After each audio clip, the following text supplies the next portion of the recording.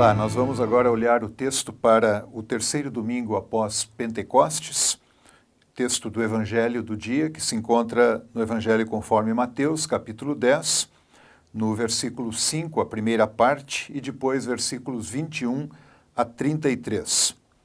As leituras que acompanham o Evangelho do dia também são muito importantes e elas nos servirão também de ajuda ao final, quando nós queremos discutir um pouco sobre a aplicação deste texto do Evangelho. O texto deste Evangelho, ele faz parte de um discurso de Jesus. No Evangelho conforme Mateus, nós temos 5 grandes discursos feitos pelo Salvador Jesus. Este é o segundo, é aquele em que ele direciona os seus discípulos, a quem ele chama pela primeira vez de apóstolos. Ele os envia para a pregação do Evangelho e lhes dá instruções, então, sobre aquilo que eles deverão fazer e também os orienta e admoesta e alerta sobre coisas que irão ocorrer com eles por causa do seu testemunho e da sua confissão de fé em Cristo. Nós lemos, então, Mateus 10, versículo 5, a primeira parte. Diz assim o texto: Tutus tus dodeca apesteilen ho Jesus parangeilas autois legon. A estes 12 Jesus enviou, tendo mandado ou tendo alertado a eles, dizendo. Aqui um aspecto da gramática que vale a pena notar.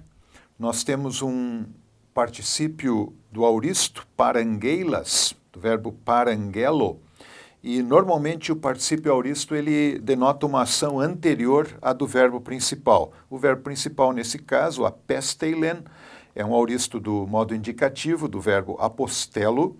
Então ficaria algo assim: tendo Jesus advertido, admoestado ou mandado seus discípulos, os 12, ele enviou, dizendo. E aí então nós vamos ao versículo 21, na continuidade do texto. Antes de chegar lá, é bom lembrar que nesses versículos aqui no meio, Jesus os envia e diz que nesse período eles devem se ater à proclamação do reino para as ovelhas perdidas da casa de Israel, como ele diz no versículo 6. Eles não devem seguir rumo a cidades de samaritanos ou ir em busca de gentios. É uma missão temporária, eles irão retornar depois. E é interessante que o próprio Evangelho, conforme Mateus, vai nos mostrar lá no final, no capítulo 28, que quando Jesus envia novamente os seus discípulos, então ele os enviará para todas as nações. Nesse momento, é para um público reduzido, para aqueles a quem Jesus havia sido enviado num primeiro momento, a casa de Israel, para converter essa casa de Israel ao Messias. E, nesse sentido, os discípulos, os apóstolos, irão realizar este trabalho, mas voltarão e continuarão o seu preparo junto a Jesus. Então, ao longo desse texto, ele vai orientá-los, vai dizer o que eles devem fazer, proclamar o reino, eles irão curar, eles irão expelir demônios, deverão entrar nas diversas cidades e vilas de Israel, onde não forem recebidos e onde a mensagem de Cristo não for recebida, eles devem então deixar e seguir para outro local. Jesus também os alerta nesse texto sobre os perigos que virão, por exemplo, a partir do versículo 17, ele vai dizer que eles serão entregues ao sinédrio e nas sinagogas para serem julgados e castigados por serem confessores de Jesus e também terão que falar diante de reis, diante de autoridades. Mas eles podem ter certeza de que o Espírito Santo lhes dará o que falar naquele dia. O Pai enviará o seu Espírito e o Espírito lhes dará as palavras que eles deverão utilizar. E então chegamos ao texto para este dia, no versículo 21. Paradosei de adelphos adelphon eis thanaton kai pater teknon. E um irmão entregará o irmão para a morte, e o pai ao filho.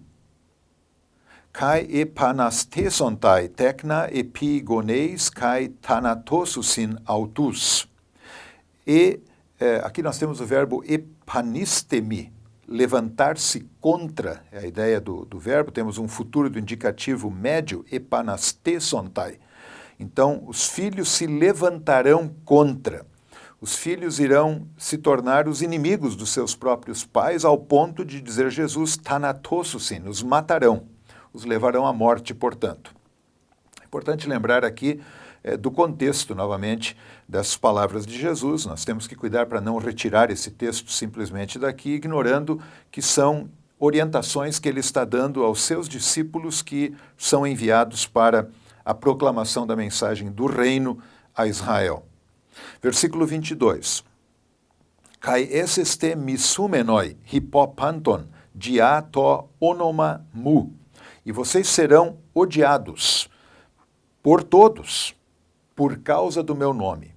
E aqui está uma das chaves do texto que é muito importante que nós tenhamos em mente para compreender toda a mensagem de Jesus, é o por causa do meu nome, diz Jesus.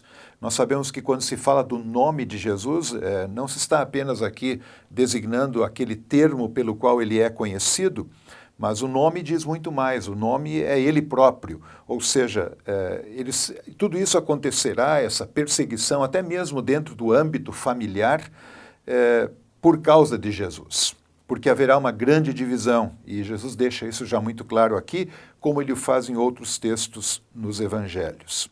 Continua o texto, Rodé hipomeinas e stelos hutos sotesetai, mas aquele que permanece até o fim, este será salvo. Hipomeno, literalmente permanecer, mas pode significar também ficar firme, ficar perseverante em algo. Então, aquele que perseverar finalmente, perseverar até o fim, ele será salvo. Este até o fim, há uma dúvida entre os estudiosos do texto, se deveria se considerar aqui o telos, o fim, como uma referência ao fim dos tempos, por exemplo, que está dentro do contexto aqui também, ou se a expressão eis telos pode ser entendida de forma adverbial, ou seja, qualificando o verbo hipomeno. Em outras palavras, aquele que permanece finalmente, não necessariamente até o fim dos tempos, não seria essa necessariamente a ideia, mas aquele que permanece sempre, que fica perseverante em Cristo, ele será salvo, Jesus diz. Ou seja, apesar de toda a situação de perseguição, inimizade e de levar pessoas à morte, há uma promessa de salvação. Versículo 23, Rotandé diokosin himas ente polei taute feugete eisten heteran. Quando perseguirem vocês nesta cidade, fujam para a outra. E aqui nós temos agora um dos textos talvez mais difíceis de interpretar e de entender dentro do Evangelho conforme Mateus, na segunda parte do versículo 23, quando ele diz, Amen gar lego rimin, pois, em verdade, eu lhes digo, uma forma bastante forte de fazer um anúncio de uma verdade importante. U me telesete tas poleis tu Israel, heos an elte hochios tu antropo. O me, de maneira nenhuma, é uma forma bastante contundente de dizer um não. De forma nenhuma vocês terminarão, telesete, do verbo teleo, chegar ao fim.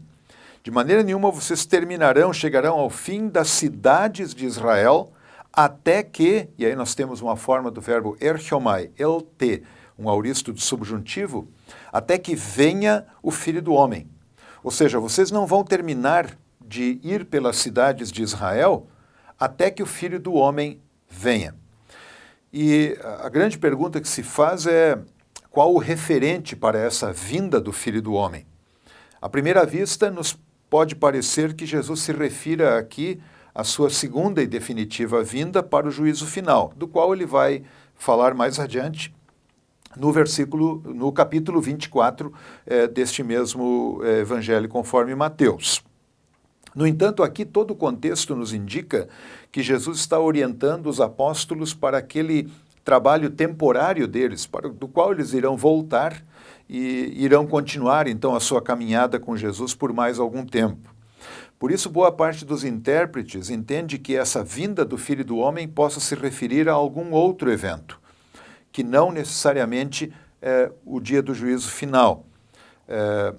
Mas dentro desse contexto poderia ser, por exemplo, um evento ao qual Jesus mesmo se refere, tanto no capítulo 24, neste evangelho, como muito possivelmente também no capítulo 22, na parábola das bodas, ou seja, a queda de Jerusalém que ocorreu no ano 70. Então, seria um evento mais próximo em que aquela queda de Jerusalém é vista como um ato do juízo de Deus contra uma nação que não recebeu o Messias. Também há aqueles intérpretes que sugerem que essa vinda do Filho do Homem possa se referir à ressurreição de Jesus, ou seja, quando ele gloriosamente virá novamente para os seus. De qualquer maneira, como disse, é um dos textos bastante complexos do Novo Testamento, e particularmente aqui do Evangelho conforme Mateus, devido à dúvida sobre a que ele se refere. De qualquer maneira, o texto continua. Versículo 24. Ukestin matetes hyper ton didaskalon, ude doulos hyper ton kyrion autu. O discípulo não está acima do mestre, nem o servo acima do seu senhor.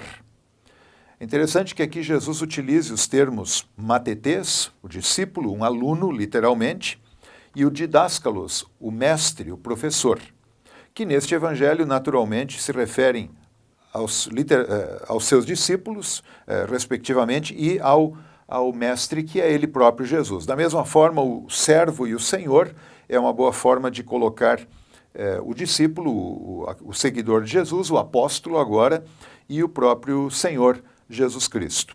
E por que ele diz isso? Porque ele fala que o discípulo não está acima do mestre, nem o servo acima do seu senhor. Ele continua no versículo 25 dizendo: Arketon to matete hina genetai hos hodidaskalos autu, kai rodulos hos hokirios autu. É suficiente, ele diz aqui, basta que seja dessa forma, que o discípulo venha a ser como o mestre dele, como o professor dele, e o servo como o senhor dele. E de que Jesus está falando aqui? Na segunda metade do versículo 25, ele vai deixar isso mais claro, ao dizer: Eiton oikodespoten Beelzebul epekalesan, posso malon tus oikiaukus autu. Se ao dono da casa, se ao chefe da casa, eles chamaram epekalesan, o auristo do verbo epikalel, eles assim denominaram, eles assim o taxaram como sendo Beelzebu, muito mais aos membros da casa, muito mais aos demais moradores daquela casa ou membros daquela família. Aqui basta lembrar que pouco antes, no capítulo 9, Mateus nos relata que, de fato, os adversários de Jesus, a liderança religiosa de Israel daquela época, disse que Jesus estaria realizando sua obra por causa dos poderes do mal que agiam nele, ou seja, ele seria o próprio mal encarnado agindo. Beelzebul é um termo que literalmente vem a significar o senhor da terra, e é uma forma de referir-se a Baal, a uma divindade falsa, mas também uma referência ao chefe, ao príncipe dos demônios, ou seja, o próprio Satanás. Em outras palavras, o que Jesus alerta aqui é: se eles falaram mal assim de mim e atribuíram a mim uma origem do mal, vocês podem estar certos que eles farão muito mais com vocês. O discípulo não é mais do que o seu mestre, e o servo não é mais do que o seu senhor. Então, aquilo que acontece com o Senhor também deverá acontecer com aquele que ele envia, com aqueles que ele está enviando agora.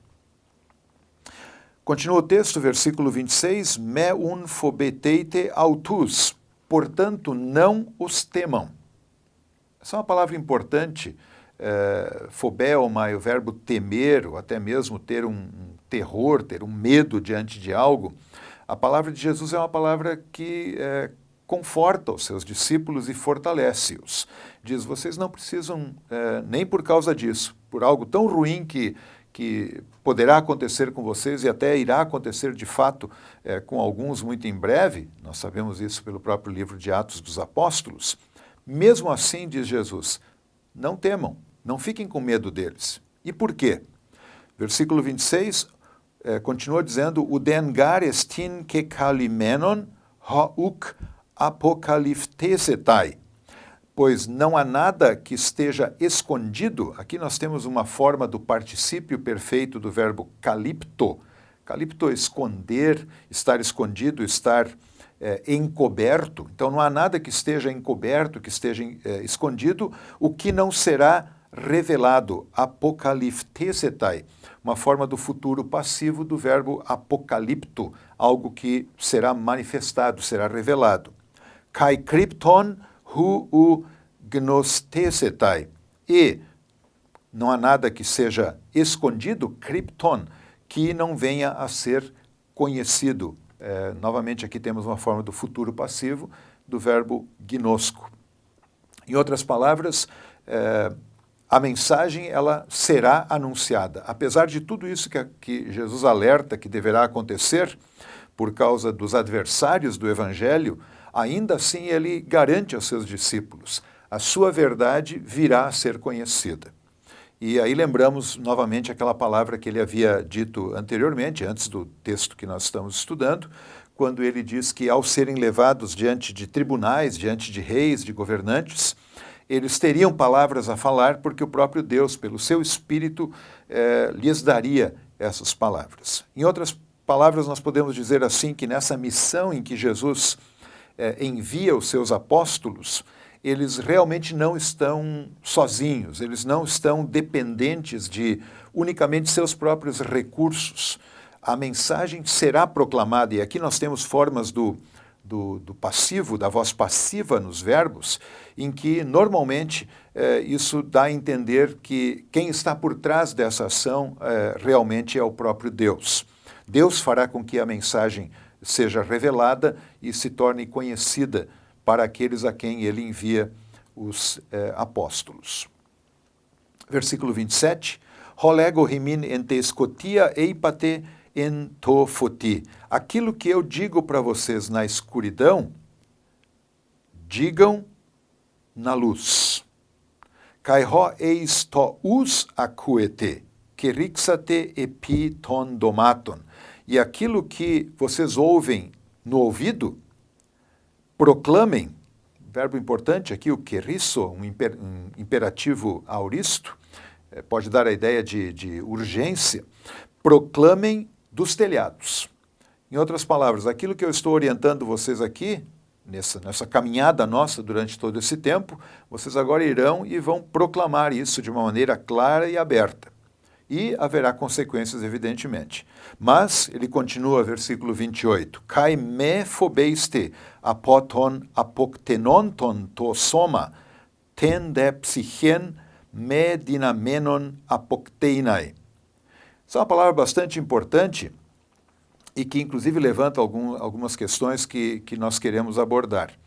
E não temam, novamente, não temam aqueles que matam o corpo, mas a alma não podem matar. Primeiro, vale a pena lembrar que esse verbo apokteino, que é usado aqui 2 vezes, matar, ele é usado da primeira vez num particípio presente e depois no infinitivo auristo. E isso pode significar algo do tipo assim, o particípio presente que dá a ideia de uma ação muito mais conectada aos seus atores, àqueles que estão agindo, que poderia ser algo do tipo, não temam aqueles que estão querendo matá-los, que estão fazendo todo o possível para matá-los, que agirão de toda forma para levá-los à morte no que se refere ao corpo. Mas aí ele vai dizer, mas eles não podem matar a alma. É importante lembrar aqui, talvez seja um bom momento de se refletir, quando se fala aqui de corpo e alma, que pelo menos há 2 exageros que se deveria evitar quando se trata deste tema. Um deles é quando se quer dar a entender, na linguagem teológica, numa explanação teológica, de que o ser humano é formado de duas partes, corpo e alma, sendo que uma delas é boa e a outra é ruim. Que o corpo seria uma parte ruim e temporária e que a alma seria algo eterno no ser humano. Na verdade, tal ensino se aproxima muito mais de ensinos do paganismo do que do próprio cristianismo. Afinal, foi Deus que criou corpo e alma. Deus criou um ser humano inteiro. E a própria ressurreição final igualmente valoriza o corpo que Deus ressuscitou. Esse é um exagero, portanto, que deveria ser evitado. Mas há um outro exagero que também, me parece, nós deveríamos cuidar. Por vezes dá-se a entender que a divisão de corpo e alma seja algo estranho ao ensino bíblico, ao ensino do Novo Testamento. E não é, na verdade não é. Jesus claramente fala de corpo e alma. E por todo o texto da Escritura, nós sabemos que na morte há uma separação daquilo que é uma união, que Deus mesmo fez, corpo e alma. E na morte há uma separação. O corpo ele é sepultado, enfim, e a alma, a pessoa como tal, enfim, aqui chamada de alma, ela estará no seu devido lugar, ou com o próprio Cristo, no repouso da sua vida, como nos lembra o Apocalipse, ou então já na condenação, aguardando, em qualquer um desses casos, a ressurreição final. O que Jesus parece estar dizendo aqui é, olha, vocês não devem temer aqueles que têm uma autoridade, têm poder, têm força para matá-los aqui neste mundo, mas eles não têm como destruir a alma de vocês. Eles não têm como acabar com a existência de vocês plenamente. No entanto, e aí ele continua de uma forma bastante importante, «Phobeiste de malon ton dynamenon, kai psychen, kai soma apolesai en geena». Antes, vocês devem temam, aquele que pode, tanto a alma como o corpo, fazer perecer. E aqui o verbo é outro, aqui o verbo é apólime, fazer perecer no Geena. Bem, é importante lembrar que apólime justamente é uma distinção em relação ao apokteino, que foi antes usado duas vezes. E este verbo dá uma ideia de algo muito mais profundo, algo muito mais grave e definitivo. Para termos uma ideia do uso deste verbo, é aquele que é empregado em João 3,16, quando é dito que Deus amou o mundo de tal maneira para que todo aquele que crê no Filho dele, que ele enviou, não pereça, mas tenha vida eterna. E ali justamente nos é dada essa ideia de que esse apólime, ele dá uma ideia de um perecer eterno. Em outras palavras, não tenham medo daqueles que podem levar vocês à morte. Vocês vão testemunhar o meu evangelho e alguns vão levá-los a tribunais e vão levá-los à morte, inclusive. No entanto, eles não podem acabar com a existência de vocês plenamente. Eles não podem fazer com que vocês deixem de existir eternamente. No entanto, vocês devem cuidar e temer aquele que tem poder, sim, de fazer vocês perecerem de uma maneira eterna. E essa é a caracterização aqui do Geena, que dá uma ideia de uma condenação escatológica. Em outras palavras, quem é este que pode fazer perecer no Geena, no inferno? Ora, esse é Deus. Este não será um governante judeu, não será um sinédrio, não será um governante romano, e, aliás, não será nem mesmo o diabo. Aquele que pode fazer perecer no inferno é o próprio Deus. Por isso, o único a quem se deve temer é o próprio Deus. Nem mesmo o diabo é páreo para ele nesse sentido. Jesus continua e agora ele dá um outro lado desta verdade de que Deus é aquele que pode.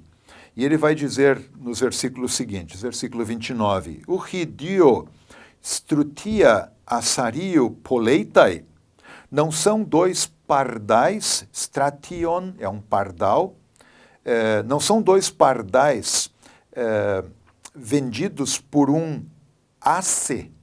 Este asse, assarion, é uma medida de dinheiro, medida monetária naquele tempo, e normalmente era uma referência a uma moeda de cobre.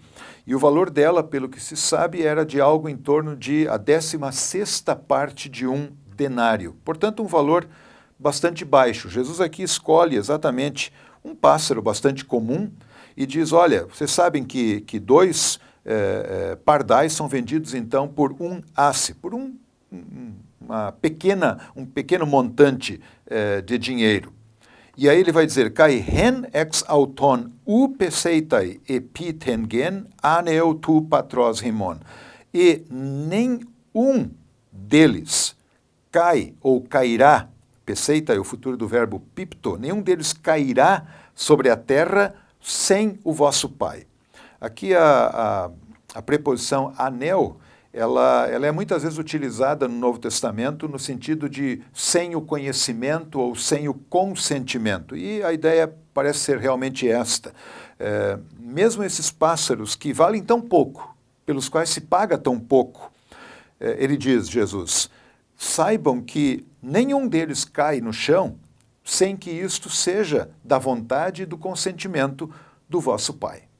Ou seja, o Pai, ele tem um controle total da criação. Ele é o Criador, ele é o mantenedor, ele é o preservador daquilo que ele criou. E então agora, Jesus se dirige diretamente aos seus discípulos para dizer no versículo 30, Rimon de, kai haitrichestes kefales passai eritmenai eisin. E de vocês também os cabelos da cabeça, todos, estão contados. Aritmeo é contar, literalmente. Daí vem a palavra aritmética. Eles estão contados. Deus conhece até mesmo os fios de cabelo da cabeça de cada um de vocês. Ou seja, Ele os conhece muito bem. Ele não os despreza. E, portanto, versículo 31, me unfobeiste. Portanto, não temam. Polon strution diaferete rimeis.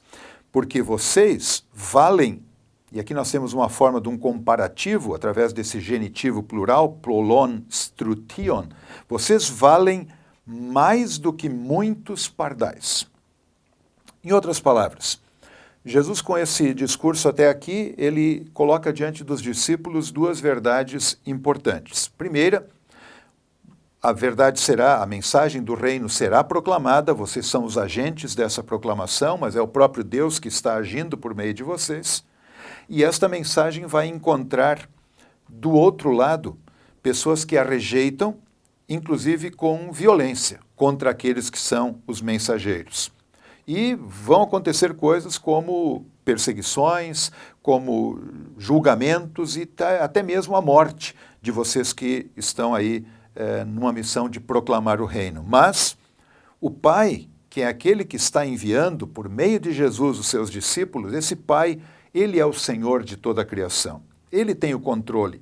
Ele cuida até mesmo dos seus pássaros. Quanto mais, ele cuida daqueles que para ele valem muito mais, ou seja, os discípulos de Jesus, aqueles que creem em Jesus. O texto termina então agora nos versículos 32 e 33, com as palavras de Jesus dizendo, Paz un hostis homologesei en emoi emprosten ton anthropon, homologeso caego en auto emprosten tu patros mu, tu en tois uranois. Todo, pois, que confessa a mim diante dos homens, também eu o confessarei diante do meu Pai que está nos céus. 33, hostis de an arnesetai me emprosten ton anthropon, arnesomai caego auton emprosten tu patros mu, tu en tois uranois. E todo o que me negar diante dos homens, verbo arneo, também eu o negarei diante do meu Pai que está nos céus.